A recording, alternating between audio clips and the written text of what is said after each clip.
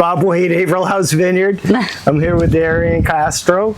She just released, or did you just release your song? Or? It's already, it's an EP, right? Well, it's like a first song for like an EP. Oh, okay, cool. Coming out and then eventually. You just build off of that. Yeah. So cool.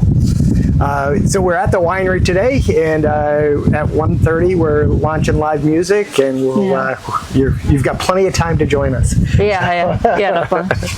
I had some questions on your prior, some of your prior music. Succumb was the song I think that you had released the last time, the first time that you were here. Yeah. So in that particular song, I saw it on Amazon Music. So so I actually knew where it was. Cool. Yeah. And then before you started your music stuff,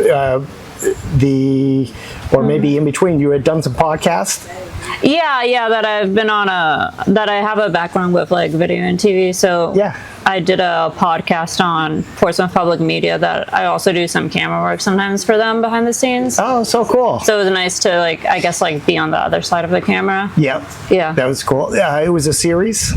They have a podcast that they interview with Seacoast Entertainer that it's like a local company that helps promote like local music in the area.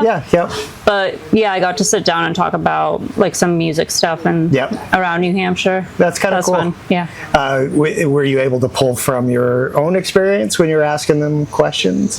Yeah. In the past, when I have been the one asking questions, I try to think about especially back in the pandemic, how that was affecting local artists and musicians. Right. And coming from that place of giving a spotlight to local artists. Right. Mm-hmm. Right. Staying 6 feet or more. Yeah. So that, interestingly, that was actually when we launched our live music.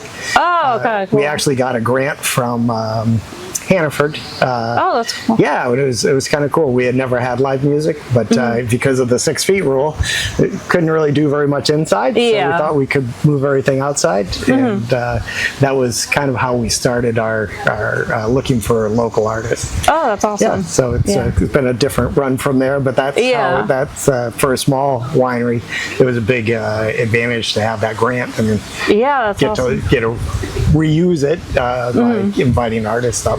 So it was kind of fun. Oh, awesome. So I know that you do a lot of shows because I see you're in Boston and all over the place. Is there a favorite venue that you enjoy or style of venue? I don't know. I feel like in New Hampshire, this is kind of like one of my favorite places just because of the ambience.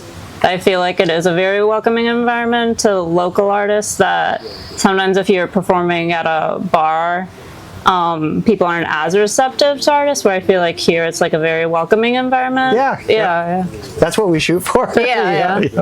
So for us, what we appreciate is your own style, your own music. So when we're looking at musicians, that's who we're trying to find. Somebody that is a true native New Englander that has their own thoughts of where they would like their career to go, and we enjoy watching your growth and seeing how you move through that process. So, okay, thank you. And we know it's a challenge. It's this side of the business is a challenge, and we know your side of the business is probably more challenging by all far. Do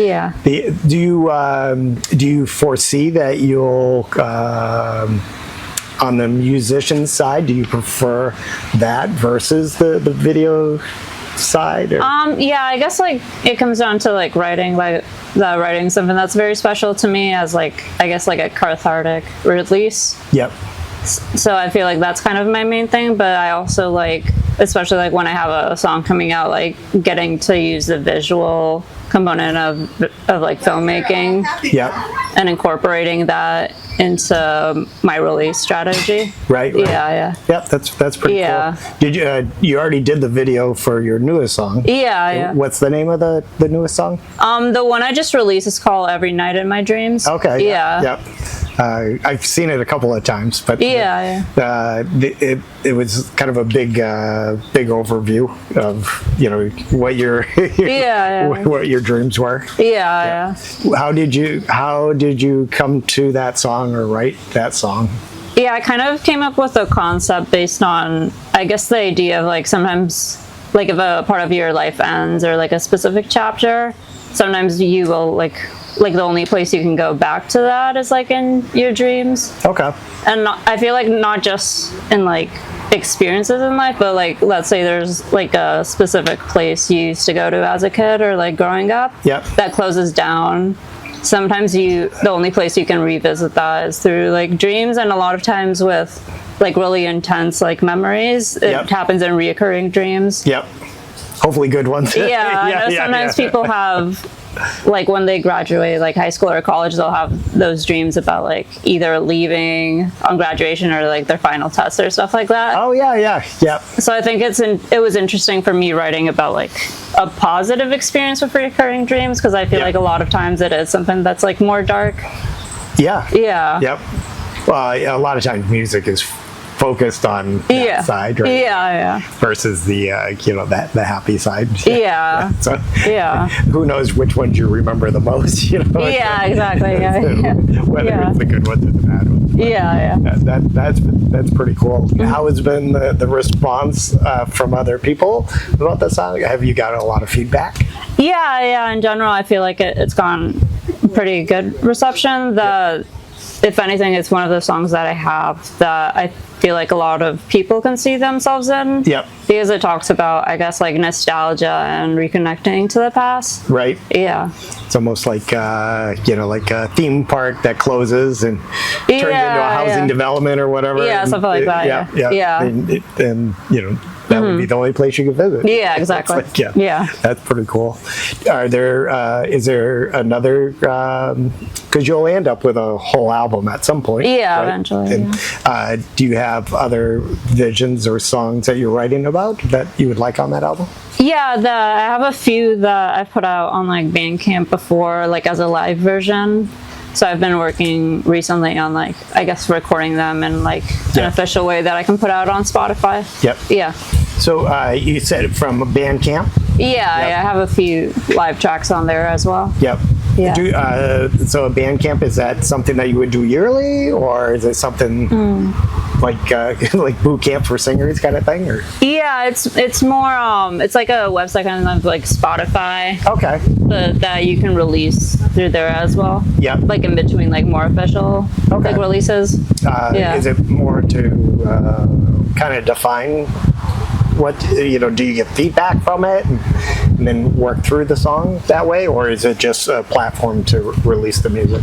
I would say it's like a little different, since it's more of a platform where people can like download the music, whereas Spotify is like only streaming. So it gives artists that like opportunity that I think they have specials on a few Fridays during the year, which they call Bandcamp Friday, and there's a certain like discount if people want to buy like an album or download an album through there. Put it all together. That's cool. Do you follow the like off of the different Spotify, Amazon Music? Do you keep up with which ones are presenting your music the strongest, or does it give you an idea of? I'm pretty sure like the both songs I've released, they've been on all the streaming platforms, but I've noticed that in general Spotify and Apple Music tend to be the ones the strongest. That's interesting. It's probably just because I've got an Android. Maybe. If you've got the Apple, maybe it moves over to that other side. I don't know. But those were the two. I was happy to see that you were on there. Because those platforms are pretty large. So. Do you, one of the local artists that we have is Jackie Darien, and I think you've I know you've met Katie Dobson. Because she does like a music roundhouse, which is kind of cool. Have you been in any of those type of situations where a bunch of writers get together?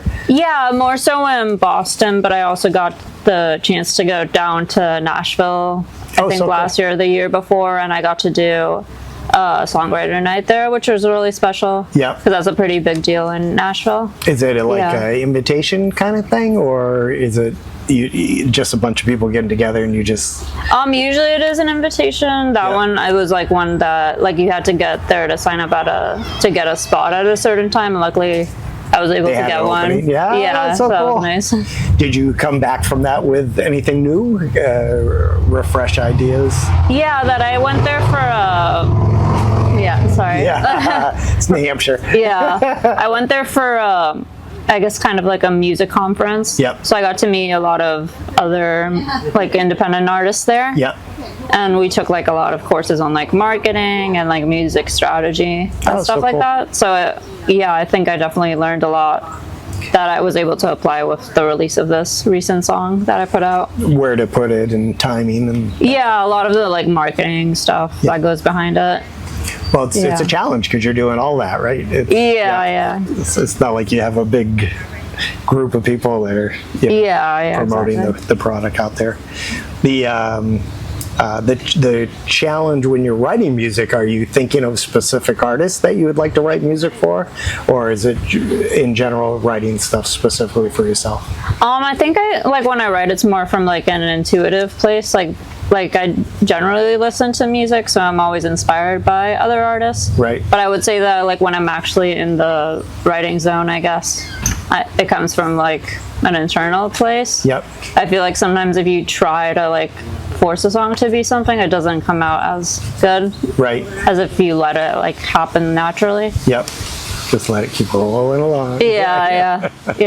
I know your family's very supportive. Do they give you ideas for songs, or do they come up with thoughts that they would like you to sing? Or? Not as much as like ideas for songs. I just think like sometimes I'm able to like practice with them and show them stuff like ahead of time. And then they're like, "Don't sing that song." It's like it's more of like if I have a demo, they'll give me like their opinion. Some feedback. Yeah. Well, do you have a pretty strong core of people that you can bounce those ideas off of? Yeah, I would say so. That I think a big part of that is also like collaborating with other musicians and stuff like that. Yeah. If you had an opportunity to collaborate with a well-known musician, who would it be? I don't know, maybe... I know Hosier's coming to Fenway Park next week. So that'd be pretty cool. If you got that call. Call me quick. That's pretty cool. Well, that's a good venue because it's probably 20,000 people or something like that. For those kind of shows. So is it when you're writing music like that, do you see those other artists singing your songs, or are you using them just for your portfolio?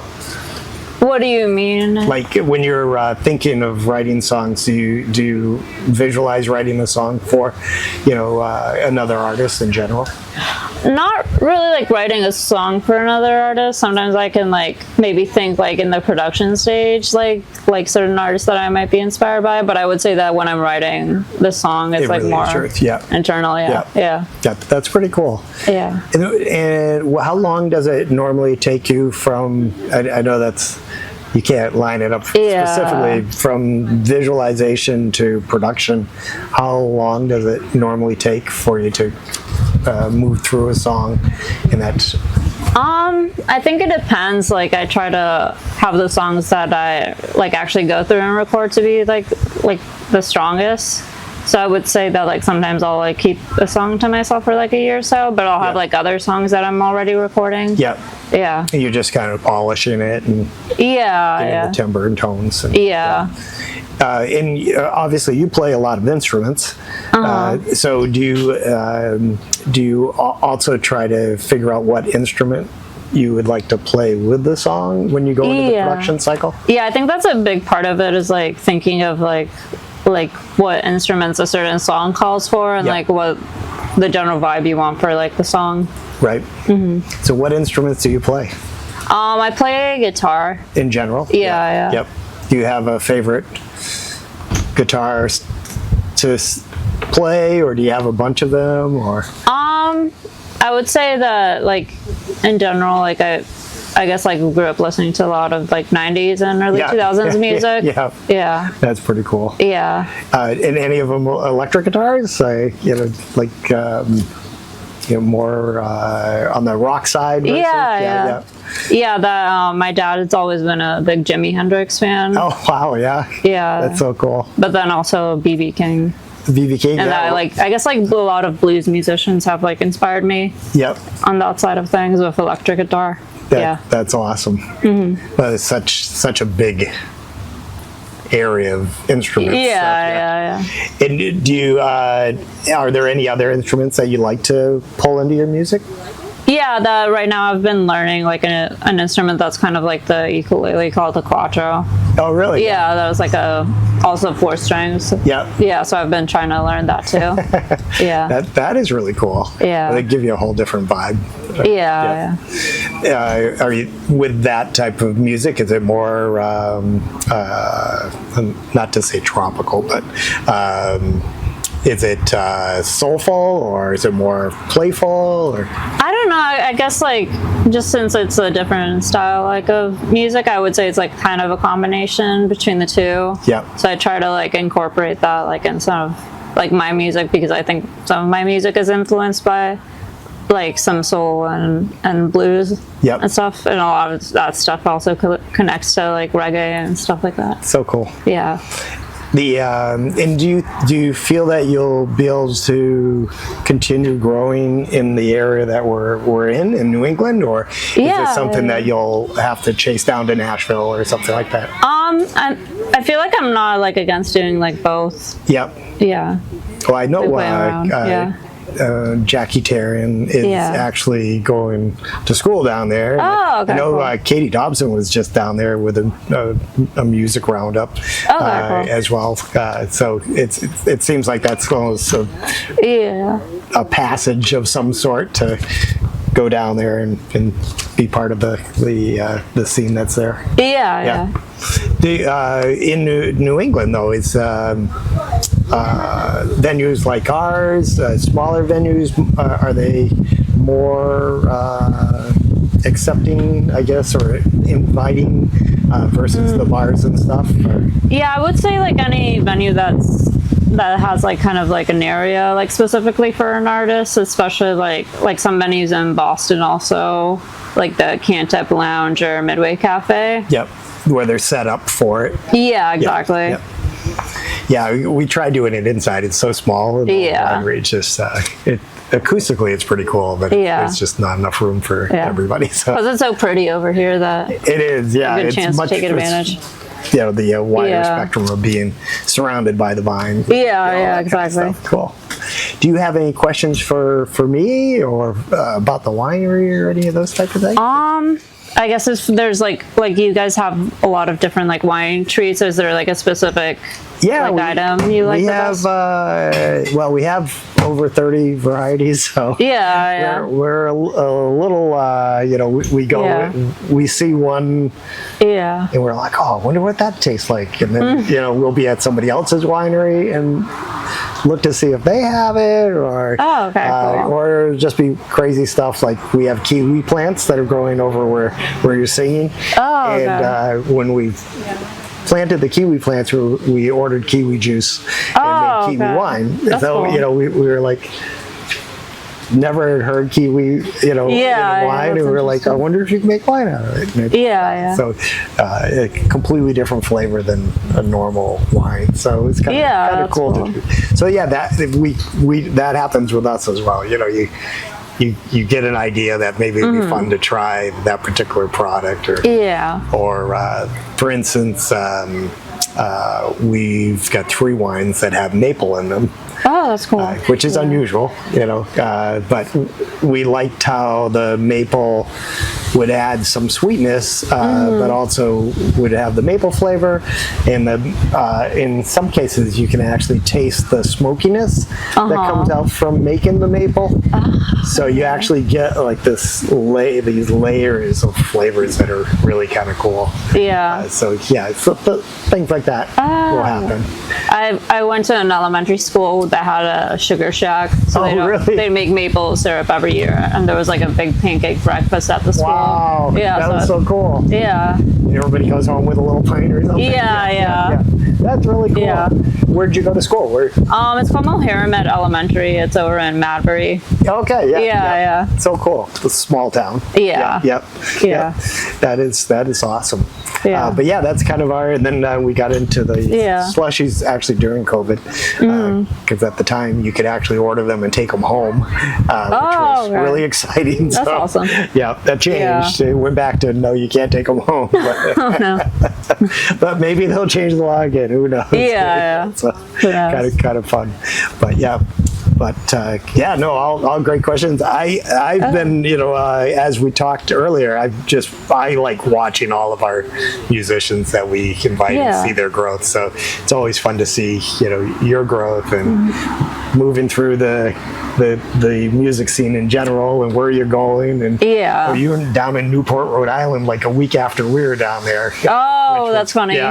We had gone down to see our image for the winery is elephants, and they had the elephant migration down there. At the mansions. That's funny. I think you were like there the last week. Were they still up when you were there? Yeah, they were there, but I think they were wrapping up soon. So I was pretty lucky that I got to see them. So that was why we were down there. We were like, got to see all this elephant migration. But that any of those things that might reflect back on what our theme is, the elephant migration was putting a message out, about elephants, and so those type of things we like to support. So that's we're awesome. always looking for that kind of thing. So cool. Yeah. Well, I don't have any questions left, and I know you're getting ready to play live. So but anything else that you wanted to cover at all? Or? Not that I can think of right now. I'm working on another song, so hopefully I'll have that out in the next few months. So cool. Yeah. Well, you can always try it here. Yeah. We'll give you the impact for it. Yeah. Well, thanks, folks, for watching today. Once again, it's Bob Waite interviewing Darien Castro, and come back and see her. Thank you. Bye. Thanks, David.